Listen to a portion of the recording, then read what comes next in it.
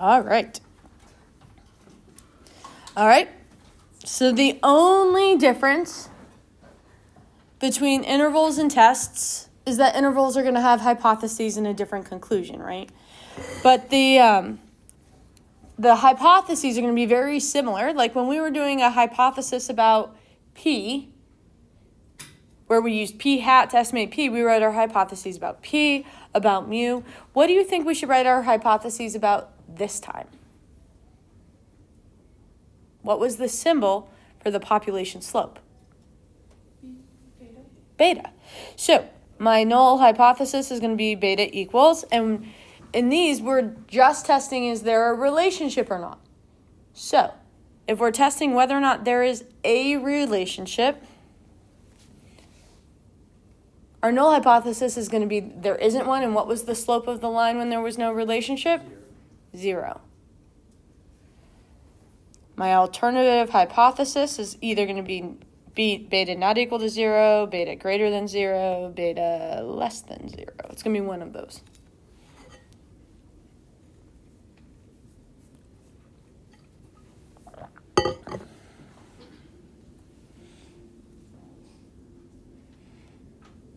Okay. So here's an example. A college teacher asks a random sample of 10 of the 250 students in her class the total amount of time they spent studying for a particular test, and then combine these times with the student scores on this test. She performed a regression analysis. All right, so you can kind of see all this different thing we've been given. Okay? So the very first thing we'll need to do, I'm going to draw my boxes.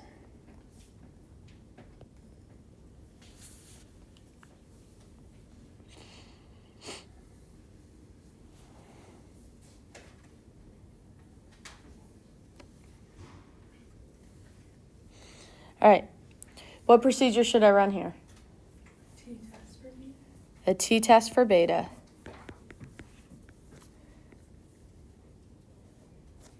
And beta will equal the slope of the true line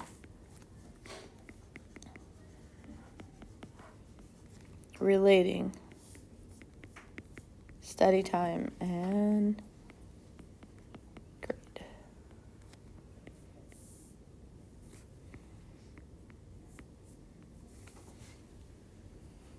Okay, what else do we need to do in this box? Do our hypotheses. So, you guys, now that I've defined beta, what is my null hypothesis? And my alternative is,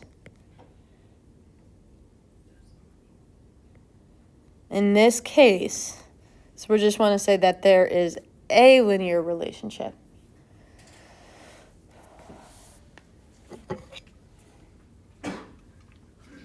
In an example where it would be like greater than or less than, would they say like a positive relationship? Exactly.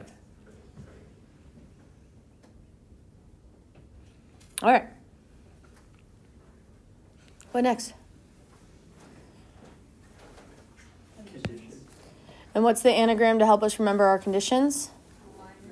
L-I-N-E-R. I'm doing them up here for space reasons, guys. I scaffold the quiz, so you don't need to worry about space. I do a better job on the quiz, I think. Okay? Do you guys want to start working through these?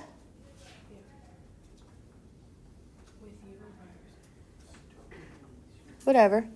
You guys, let's start with L. What does it stand for? Linear. And is the linear condition met here? Yes. How would you say so? Does the residual plot have no pattern? So this one, my residual plot has no pattern.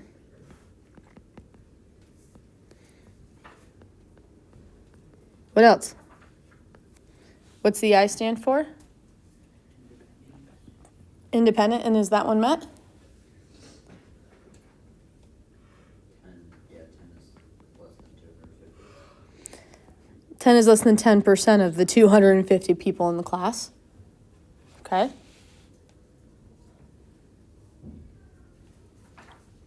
What about normal?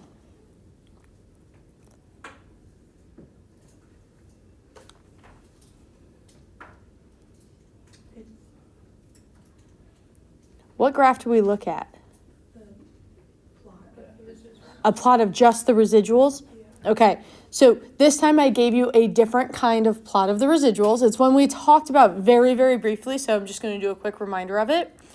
Okay, we call this plot down here, let's zoom in on it. Oh, I mean, drama to zoom is stupid. Okay, this plot down here is that thing, and you notice the y-axis is the z-score. That is the predicted z-score for that point's percentile. Okay? So for instance, this point right here is the 10th percentile because there's 10 people and it's bigger than 10% of the other points. Well, if a graph is normal, the z-score for the 10th percentile should be around -1. A little bit closer than -1. Do you guys get what I'm saying here? Okay. So essentially, the way we assess normality through this normal probability plot is we basically look, does it go in a mostly linear pattern? In other words, do the z-scores from the normal graph fit with the residuals, with where they should be? Okay, so to check that condition, I'm going to say there's a linear pattern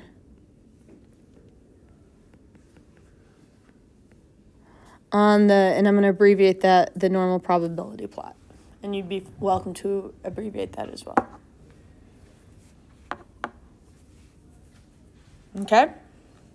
What does the E stand for?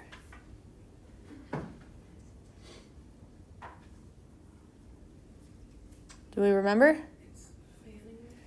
So what it is that the points variability from the line of fit is the same, give or take. And the way we look for it is we look at the residual plot and do we say, is the scatter about the line from our residual plot about equal all the way through the x-axis? And the answer is yeah. Okay, so we don't have any fanning in the residual plot.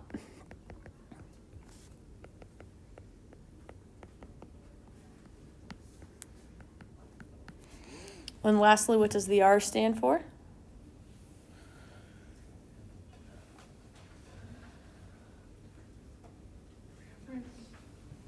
And?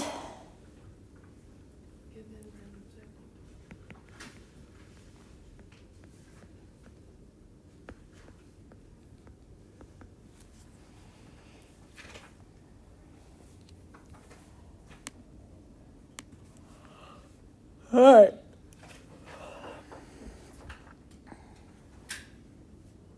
Cool.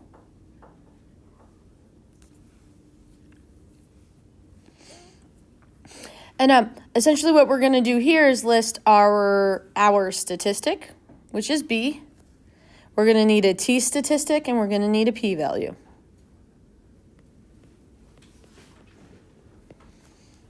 Now, you guys, what is the slope of the line?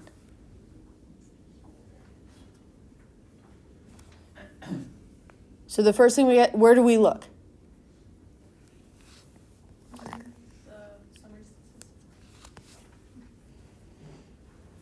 So you guys, where's the slope of the line?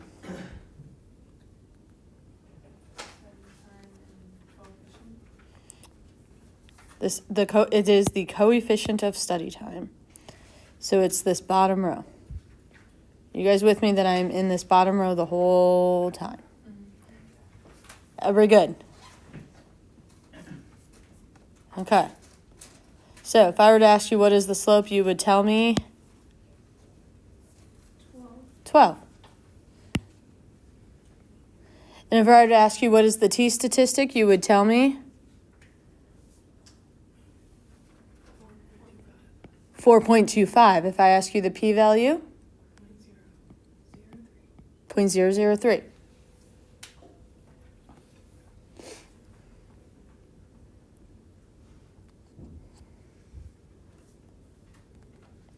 we feeling good still? Am I right that instead of trying to type this into the t-test in your calculator, that this is significantly easier? Okay. Here, you guys, we really only have one more thing to do for this question. How do we conclude a test? Compare it to alpha, compare the p-value. Okay, so since 0.003 is less than 0.05, we can reject the null hypothesis. Therefore, we have convincing evidence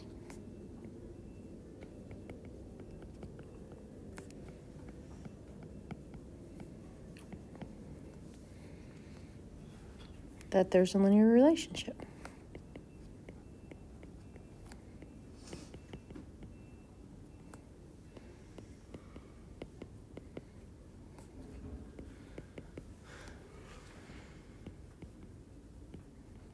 You're going to, of course, make that conclusion in context.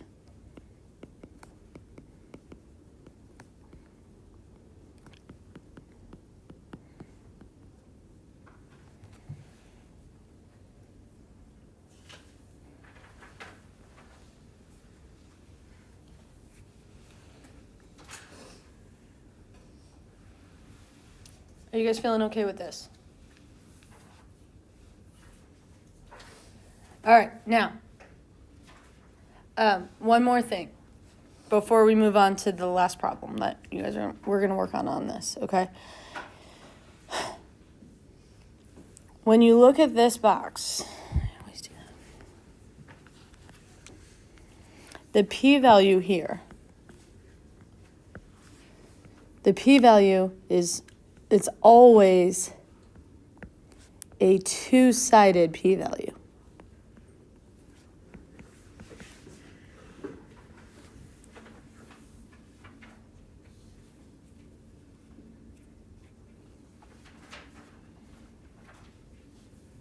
So what if this had said, is this evidence of a positive relationship? You would have to cut that p-value in half, okay? And for these printouts, they always just do, is there a linear relationship? And you have to make that decision to cut it in half, okay? So let's look at this next one. Ah, man. You guys, my intention is that for this one, there is a positive relationship. It's supposed to be there.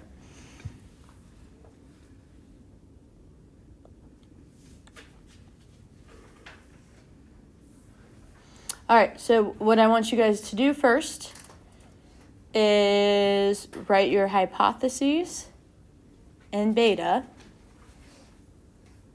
and define beta.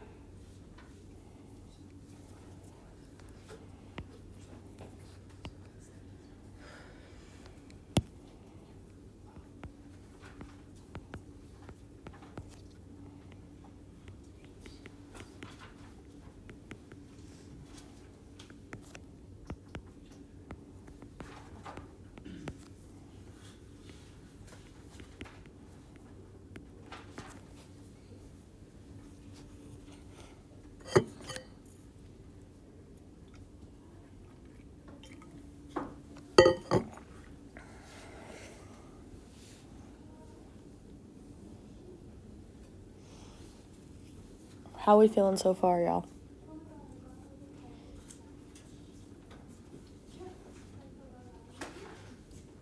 All right. And your null hypothesis should be beta equals 0. Your alternative, beta is greater than 0. All right, why don't you go ahead and check your conditions next.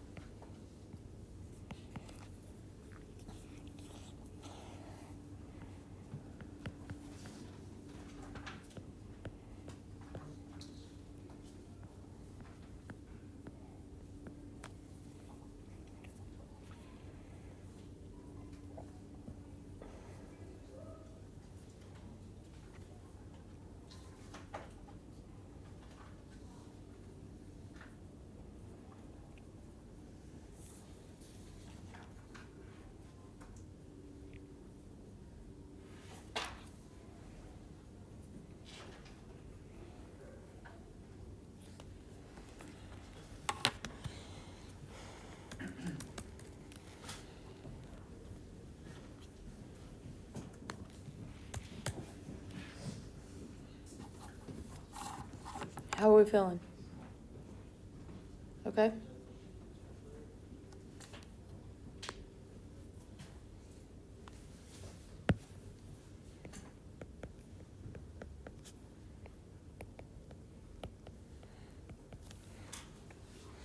All right, y'all. What's B?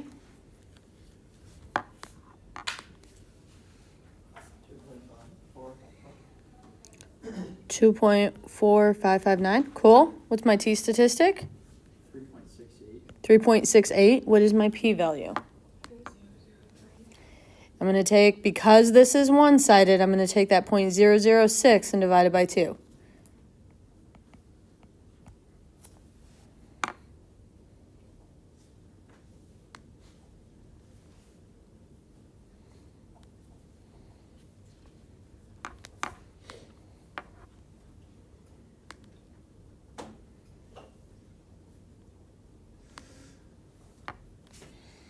How are we feeling?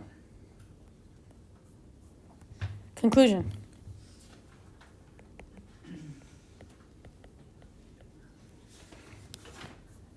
I don't know what alpha is, but I'm going to go ahead and say 0.003 is less than 0.05. If you chose 0.01 there, that would be fine.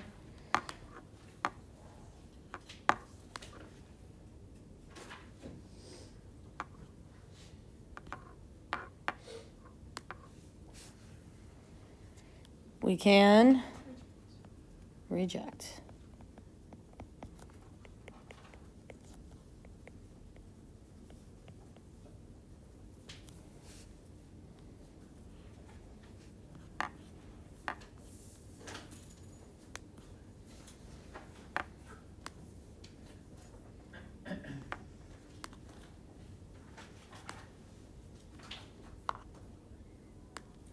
All right, and guys, if we reject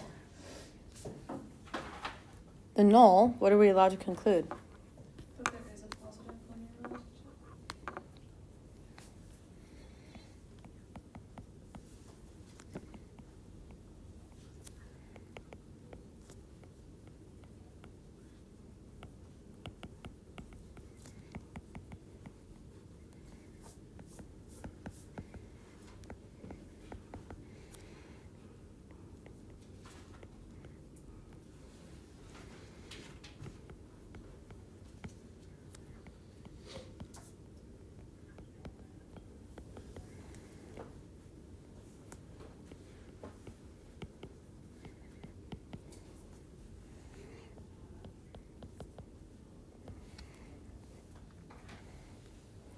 Is this feeling... At this point, once it's really for tests, it's about knowing what are the conditions and for each one, how you find the test statistic and the p-value. We will have a day where we go over how do you choose which procedure you're going to use.